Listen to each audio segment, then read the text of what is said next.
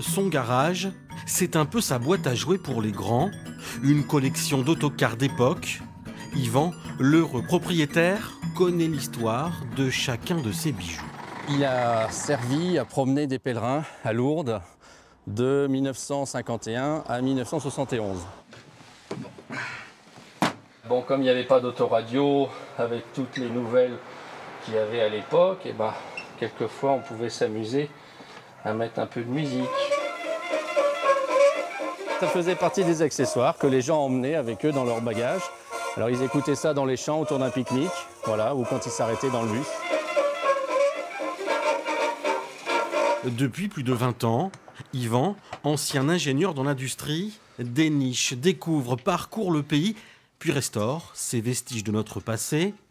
Autre exemple plus surprenant, avec ce corbillard Citroën de 1952. C'est un corbillard transport de corps et famille, donc il transportait et le cercueil et aussi les proches de la famille, les croque-morts restants devant. Et puis, tout au fond du garage, la fierté d'Yvan.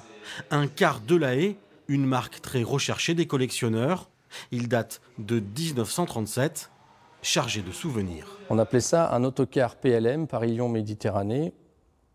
Il servait de relais entre les lignes de chemin de fer et les lieux touristiques. C'est la ligne aérodynamique un petit peu naïve de l'époque, flamboyante, donc l'intérêt du modèle. Voilà. Et puis en même temps, la rareté, l'exclusivité de ce modèle, aucun autre exemplaire connu. C'est une sorte de voyage dans le temps, c'est une façon de retrouver toute une époque. Alors c'est vrai que mon grand-père nous a quittés en 1962.